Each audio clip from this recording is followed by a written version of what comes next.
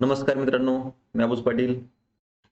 स्वागत करतो तुमचं डेली न्यूज ॲनालिसिस सीरीजमध्ये आणि आज आपण पाहतोय 28 जुलैचा लोकसत्ता. तुम्ही सुरुवात केल्या एक काम करून घ्यायचंय की लाईक करून घ्यायचंय आणि त्याचबरोबर लिंक तुमच्या मित्रांना शेअर करून द्यायची. लिंक शेअर केल्यानंतर मग आपण या ठिकाणी या लेक्चरला सुरुवात करू. तर पहा, 28 जुलै आहे. आपण मागचे सुद्धा जर शक्य झाले नवीन असाल तर लगेच मागचे सुद्धा लेक्चर बघून घ्या. कारण करंटचा आपण मोठ्या प्रमाणामध्ये इथं पोर्शन हा कव्हर करण्याचा प्रयत्न करतोय. मी तुम्हाला अगोदरही सांगितलेलं आहे की करंटचा जो पोर्शन आहे तो न्यूज पेपरच्या माध्यमातूनच कव्हर केला जाऊ शकतो. पूर्णपणे तुम्हाला 15 पैकी 15 जर मार्क आणायचे असतील आणि येतात मार्क येतात म्हणजे येतात.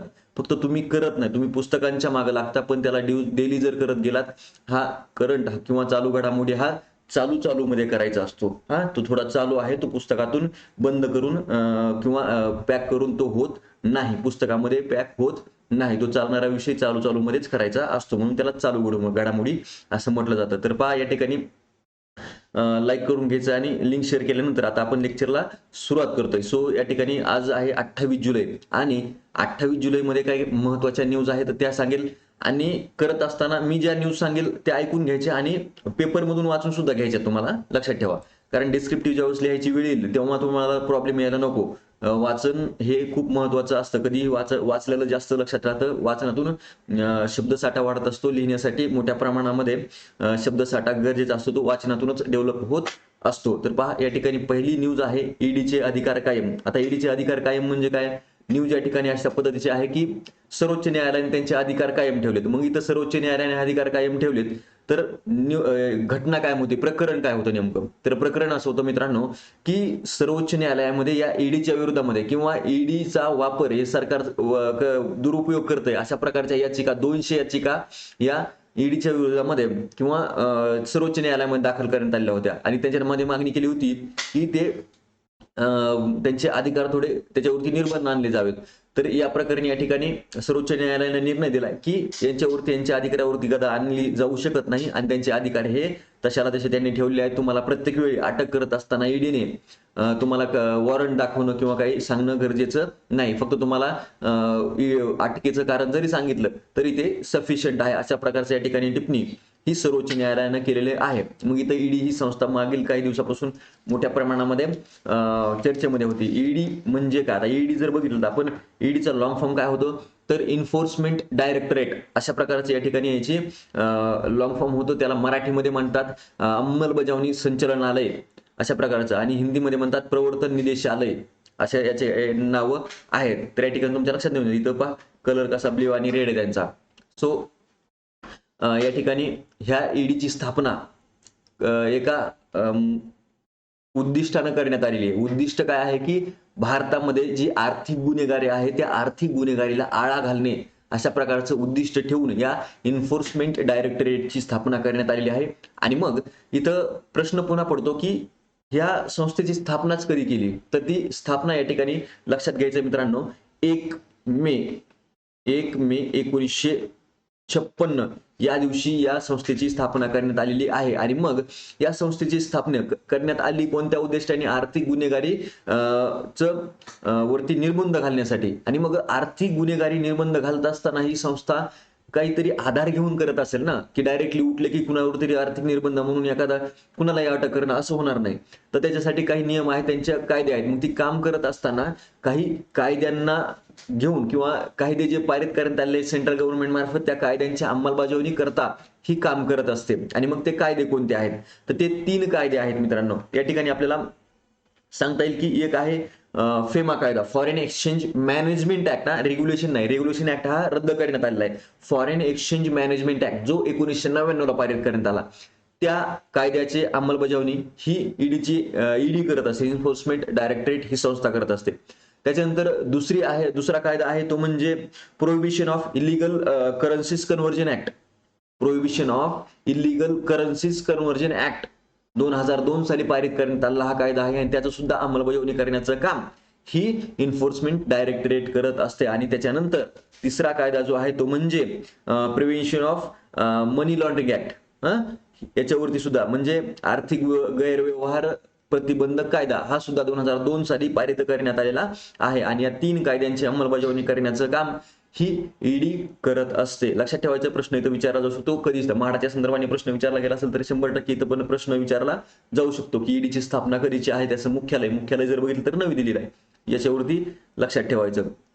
मग ही झालं ईडीचे अधिकार कायम ठेवले म्हणून ईडीच्या संदर्भानं बेसिक गोष्टी ज्या आहेत आपण या ठिकाणी पाहिलेल्या आहेत. ते 3 कायदे व्यवस्थितपणे लिहून घेत चला. परत रिपीट करा लेक्चर बॅकला जाऊन. आणि आता पुढची न्यूज या ठिकाणी आहे कोणती पहा, परत म्हाडाच्या संदर्भानं पहा. इथं आहे की म्हाडाला आर्थिक चणचण. आता म्हाडाला आर्थिक चणचण म्हणजे काय की त्यांना आता म्हाडाचं मुळातच काम काय की घर बांधणी करणं. तर मग घर बांधणी करत असताना त्यांना काही अडचण आली असेल म्हणून या ठिकाणी ही न्यूज आहे. तर आपल्याला बेसिक महत्वाचं काय की याच्या बेसिक वरती जाणं. मुळातच म्हाडा जर बघितलं तर म्हाडाचा लॉंग फॉर्म काय होतं, इथं जर लिहिलं आपण म्हाडा MHADA म्हणजे याचं काय होतं म्हाडा आपण म्हणतो. मग इथं याचा लॉंग फॉर्म जर बघितला Maharashtra housing and area development authority अशा प्रकारचा याचा लॉंग फॉर्म होतो. काय परत एकदा सांगतो, Maharashtra housing and area development authority म्हणजे काय की महाराष्ट्र गृहनिर्माण व क्षेत्र विकास प्राधिकरण असं याला मराठीमध्ये म्हटलं जातं. आणि मग इथं प्रश्न विचारला गेला होता की याची स्थापना कधी झालेली आहे, त्याचे वर्ष कोणत्या वर्षी झाली असा प्रश्न विचारला होता PSI मुख्य परीक्षेमध्ये. तर या ठिकाणी आपल्याला पाहता येईल की या संस्थेची स्थापना आहे तर ती स्थापन झाली आहे 5 डिसेंबर 1977 या दिवशी या संस्थेची स्थापना महाराष्ट्र गव्हर्नमेंटने केलेली आहे. आणि याचं मुख्य उद्दिष्ट काय आहे माहिती आहे का की नागरी विभाग म्हणजे शहरी विभाग जे आहे, शहरामध्ये अल्प आणि मध्यम उत्पन्न गटातील जे नागरिक आहेत त्या नागरिकांना स्वस्त घरामध्ये किफायतशीर दरामध्ये निवारा उपलब्ध करून देणे म्हणजे घरांची त्यांना उपलब्धता करून देणे. त्याच्यामध्ये बघा लॉटरीच्या माध्यमातून या ठिकाणी त्यांची निवड केली जाते त्या म्हाडासाठी ज्यांना घर पाहिजे आहेत त्यांना, तर ते लॉटरीच्या माध्यमातून निवड केली जाते. तर या ठिकाणी आणि याचं मुख्यालय आहे मित्रांनो मुंबई या ठिकाणी. एवढंच याच्या संदर्भामध्ये महत्वाच्या गोष्टी आहेत. मध्यम आणि अल्प उत्पन्न गटातील नागरिकांना घराची सुविधा उपलब्ध करून देणे किंवा निवाऱ्याची सुविधा उपलब्ध करून देणे अशा प्रकारचं तिचं उद्दिष्ट आहे. हे झालं म्हाडाच्या संदर्भानं. मग आता इथून पुढे जर पुढची न्यूज बघायची म्हटलं तर पुढच्या न्यूजमध्ये न्यूज एवढ्या काही विषय नाही आहेत, जेवढ्या महत्वाच्या तेवढ्या तुम्हाला सांगितल्या. त्याच्यानंतर इथं पहा भाजप हिंदू एकता आंदोलनाच्या वतीने निवेदन दिलंय काय की महाबळेश्वरमध्ये जे ब्रिटिश नाव आहेत ते नाव बदलण्याची या ठिकाणी चर्चा सुरू आहे आणि ती मागणी त्यांनी त्या हिंदू एकता आंदोलन जे काय असेल ते त्यांनी ती संघटनांनी केलेली आहे. तर ते थोडंसं होईल तेव्हा होईल. अलीकडे थोडं नाव बदलण्याचा ट्रेंड आहे तर होईल आणि असावी. भारतीय नावं असणं गरजेचं आहे. इंग्रजांची नावं का बरं द्यायची, त्यांनी काय आपल्यासाठी चांगलं केलं का काही, तर नाही. ऑब्व्हियसली अत्याचारच केले त्यांनी तर ते नाव बदलणं म्हणजे कुणाचे द्यायचे वगैरे तो सरकारचा प्रश्न आणि तो त्यावेळेच्या मग याच्यावरचा प्रश्न राहतो. डिजिटल कोंडीच्या कथाव्यथा हा काय की जे खटले निकाली वगैरे निघतात त्याच्या संदर्भामध्ये डिजिटल पुरावे जे आहेत त्यांच्या संदर्भाची मग थोडी संशयास्पद काही हे असतील त्याच्यावरती असणारा लेख आहे. त्यामुळं थोडंसं प्रमाणामध्ये एक शब्द साठ्यासाठी वाचून घ्या. तेवढा काही इथं एक्सप्लेन करण्यासाठी काही नाहीये. त्याच्यानंतर इथं काय की नग्न कोण, आता ते रणवीर कपूरनं अलीकडे ते कुठं करून ठेवला काय घेणं नसताना कपडे काढून बसला त्याच्यावरती इथं ते न्यूज दिली. आता आपल्या न्यूजपेपरला काय लिहावं, तिकडं जर बघितलं पाऊस प्रचंड पडतो किती शेतकऱ्याचं नुकसान झालं त्याच्यावर लिहिणार नाहीत. त्या रणवीरने फोटो टाकला लिहिलंच काहीतरी, काही घेणं नसताना इथं लिहित असतात. लिहिता येते म्हणून त्याचा अर्थ असा नाही की काही लिहिलं पाहिजे. काय गरज नाही ह्या लेखाची, वाचूही नका आणि काहीच विषय नाही. आपल्या देशामध्ये जर बघितलं तर इतके मोठे प्रश्न आहेत. अशा कितीतरी लोक आहेत की ज्यांना रस्त्यावर फिरणारे जे लहान बालक ज्यांचा जन्म आई वडील माहित नाही येतं त्यांना कपडे वगैरे मिळत नाही, त्यांच्यावरती नाही लिहिणार, रणवीर वरती लिहितील असा कार्यक्रम आहे आपला. त्याच्यानंतर इथं दुसरा न्यूज आहे की संजय पांडे साहेब. आता संजय पांडे साहेबावरती महत्वपूर्ण आहेच. ऍक्च्युली जर बघितलं तर हा या माणसाला पोलीस डिपार्टमेंटमध्ये देव म्हटलं जातं की एवढं काम या माणसानं केलेलं आहे तरीही त्यांना या ईडीच्या कचाट्यापासून सुटता आलं नाही. मग त्यांना काहीतरी त्यांनी थोडंसं त्यांना असं म्हणणं आहे की त्यांना सुद्धा एक या पूर्ण कारकिर्दीमध्ये एक केलेला भ्रष्टाचार हा अंगलट आलेला आहे, त्यांना त्याच्या पुढं ईडी समोर जावं लागलं आहे. पण ऍक्च्युअल जर बघितलं तर या माणसाचं काम हे पोलीस डिपार्टमेंटसाठी खरंच चांगलं आहे आणि खरंच चांगला माणूस होता. सो त्यांच्या संदर्भानं लिहिला गेलेला हा लेख आहे तो घ्या वाचून थोडासा म्हणजे पांडे साहेबांसंदर्भामध्ये माहिती मिळून जाईल. अलीकडेच निवृत्त झालेत तर बघा. आणि इथं महत्वाची न्यूज आहे मंकी पॉक्स संदर्भामध्ये पहा. आता अलीकडे असणारा मंकी पॉक्स आणि काही देशांमध्ये जर बघितलं आरोग्य आणीबाणी वगैरे लावलेली आहे. आणि मग तो रोग या ठिकाणी चर्चेत आलेला होता. ते मंकी पॉक्स म्हणजे काय, की त्याच्यावरती आपल्याला पुरळ वगैरे येणे अशा प्रकारचा हा आहे. मग इथं न्यूज हे आहे, की मंकी पॉक्स आणि याची जर बघितलं आपण तुलना करत असताना कोरोनाची, तर काय फरक आहे? तर कोरोना जर बघितला तर ॲक्चुअली जर बघितलं तर आपल्या डायरेक्टली मधल्या साइडनी हा करतो, दाह करतो. श्वासाला वगैरे त्रास होतो. पण याच्यावरती त्वचेवरती पुरळ येते. तर तो हा फरक आहे, बेसिक फरक आहे. आणि दुसरी गोष्ट जर बघितलं जेनेटिकली जर रोगाचं ऑब्झर्वेशन केलं, तर हा मंकी पॉक्स जो आहे तो DNA प्रकारचा विषाणू आहे. आणि कोरोना जर बघितला तर कोरोना हा कोरोना असेल किंवा इबोला जे असतात रोग होते ते RNA प्रकारचे आहेत. हा बेसिक फरक आहे त्याच्यामध्ये. DNA प्रकार, RNA प्रकार म्हणजे काय, की ते डायरेक्टली त्या DNA, RNAच्या माध्यमातून विस्तार होणारे किंवा त्यावरती घाला घालणारे हे रोग असतात. सो ते सायन्समध्ये शिकण्याचा पार्ट आहे. मी काय सायन्सचा मास्तर नाही. तर प्रश्न इथं काय कव्हर होऊन जातो, की हा प्रसार कधी झाला आणि कसा झाला? तर या ठिकाणी जर बघितलं तर सगळ्यात महत्त्वाची गोष्ट अशी आहे, की माणसामध्ये हा याचा जो रुग्ण आहे मंकी पॉक्सचा, सगळ्यात प्रथम कुठं आढळला होता? तर त्या संदर्भामध्ये इथं सांगितलेलं आहे, की 1970च्या दशकामध्ये किंवा 1970 मध्ये हा सगळ्यात प्रथम म्हणजे मंकी पॉक्सचा सगळ्यात पहिला रुग्ण हा 1970 मध्ये democratic Republic of the Congo या देशामध्ये democratic Republic of the Congo या देशामध्ये, हा देश एक कशी द्यावं लागलेले असं कळत नाहीये, असे नाव होते देशाचे. आणि त्या देशामध्ये हा कांगो सगळ्यात अगोदर 1970च्या याच्यामध्ये आढळलेला होता. अशा पद्धतीने या ठिकाणी ही न्यूज आहे. फक्त इथं गोष्टी काय लक्षात ठेवायच्या, कोणत्या प्रकारचा आहे? मी तुम्हाला सांगितलं, की हा DNA प्रकारचा आहे. कोरोना कोणत्या प्रकारचा आहे? RNA प्रकारचा आहे. आणि सगळ्यात पहिला रुग्ण कुठं सापडला? तर तो पहिला रुग्ण सापडला होता the Republic of the Congo या ठिकाणी, या देशामध्ये 1970 मध्ये याचा पहिला रुग्ण सापडलेला होता. बरोबर आहे? तर कारण का, की दुसरी गोष्ट याची फॅक्ट सांगितलेली आहे न्यूजमध्येच, की 1968 मध्ये त्या देशातून जो देवी रोग होता आपल्याकडं, मोठमोठाले ते हे यायचे, ते आपल्याला माहीत पण नसेल कदाचित. आपल्याकडच्या लोकांना, जी आपली पिढी आहे त्यांना देवीचं नामोनिशाण सुद्धा माहीत नाही. पण मोठमोठाले जे असे फोड यायचे आणि त्याच्यातून जास्तीत जास्त माणसं दगावलेली आहेत. तो देवी रोग होता. तर ते देवी रोगाचं सगळ्यात शेवटी तिथून उच्चाटन झालेलं आहे त्या कांगोमधून. आणि त्याच्यानंतर लगेच 1970ला हा मंकी पॉक्स आलेला होता. त्याच्यानंतर याचं निदान कसं केलं जातं? मग निदान म्हणजे हा कसा ओळखला जातो, झालाय का नाही? तर आता RT-PCR चाचणी ही कोरोनाला आपण म्हणतो, की कोरोनाच्या संदर्भाने केली जाते. आणि मंकी पॉक्ससाठी सुद्धा RT-PCRच केली जाते. पण याच्यामध्ये फरक काय, की कोरोनासाठी RT-PCR करत असताना आपली लाळ आणि नाकातील काही नमुने घेतले जातात. हां, तर इथं गोष्ट लक्षात ठेवायची, की मंकी पॉक्ससाठी RT-PCR करत असताना जी पुरळ आलेली आहे त्वचेवरती, त्याचा पापुदर काढून त्याच्या आधारे ती चाचणी केली जाते. अशा प्रकारच्या याच्यामध्ये बेसिक फरक आहे, लक्षात ठेवायचा आहे. आणि हा तेवढा विघातक नाहीये. याचं म्युटेशन जे आहे ते त्या प्रमाणामध्ये होत नाहीये. आतापर्यंत जर बघितलं जगामध्ये बरेच रुग्ण सापडले, पण त्याच्यामध्ये 2च रुग्ण असे होते ज्यांना ICUमध्ये दाखल करावं लागलंय, बाकी नाही. पण कोरोनाच्या संदर्भाने ते म्युटेशनचा कालावधी तो खूप कमी होता आणि फास्टमध्ये त्याची ग्रोथ होत होती. ती एक महत्त्वाची आहे. सो या ठिकाणी त्या 2 न्यूज महत्त्वाच्या. पुढे इथं जर बघितलं तर आता पुढे एक न्यूज आहे 12 नंबर पेजवरती. इथं पहा निष्पक्ष पत्रकारिता लोकशाहीचा कणा अशा प्रकारचं आपले सरन्यायाधीश रमण्णा साहेबांनी या ठिकाणी टिप्पणी केलेली आहे. सो आहे महत्त्वाचं. त्याच्यानंतर हे एक वृत्तांत असते कोणी लेखकांचं. हां, इथं न्यूज आहे पहा. आज जागतिक हेपॅटायटिस दिवस म्हणजे वर्ल्ड हेपॅटायटिस डे आज आहे. 28 जुलै रोजी हा साजरा केला जातो. मग इथं याचं बेसिक पाहणं गरजेचं आहे. हेपॅटायटिस म्हणजे काय, यकृत दाह म्हटलं जातं आणि 4-5 प्रकार आहेत.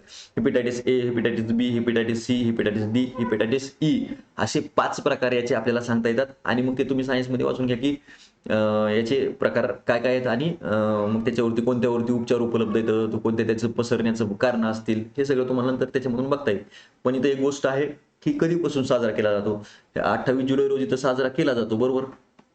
दरवर्षी 28 जुलै याची मार्गदर्शक संस्था असते, म्हणजे वर्ल्ड हेल्थ ऑर्गनायझेशनच्या अंतर्गत हा साजरा केला जात असतो जगभरामध्ये. मग कधीपासून साजरा केला जातो? तर तो साजरा केला जातो 2010 पासून.